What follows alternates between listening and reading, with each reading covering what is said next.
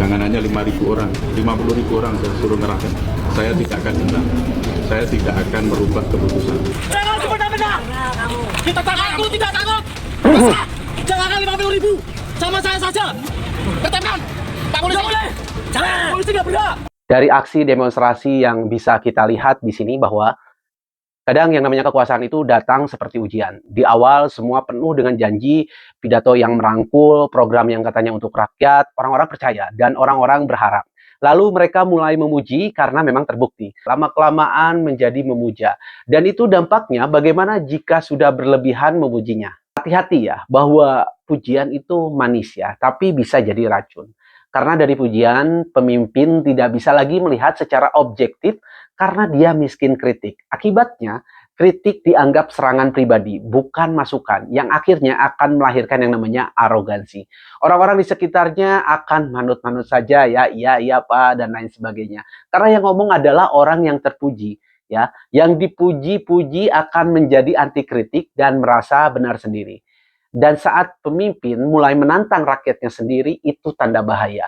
Bukan hanya untuk pemimpin itu, tapi untuk kita semua. Kekuasaan tanpa kritik akan melahirkan kesombongan, dan kesombongan adalah awal dari kejatuhan.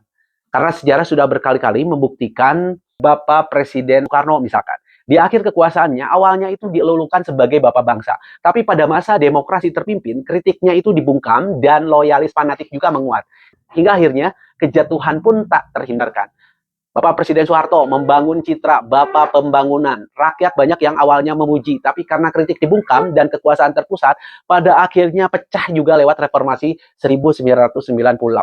Pemimpin luar negeri seperti Benito Mussolini, yaitu dari Italia, atau Hugo Chavez dari Venezuela, juga menunjukkan pola sama, dari populis menjadi arogan karena merasa didukung rakyat sepenuhnya. Rakyat itu sabar, tapi kalau sudah lelah, mereka bisa bergerak. Dan kalau sudah bergerak, semua pujian kemarin-kemarin itu ya akan berubah menjadi amarah. Jangan pernah menguji kesabaran rakyat. Jangan menantang mereka kalau tidak siap menanggung akibatnya. Karena kekuasaan itu titipan, dan titipan yang disalahgunakan akan diambil kembali dengan cara yang tak pernah kita duga.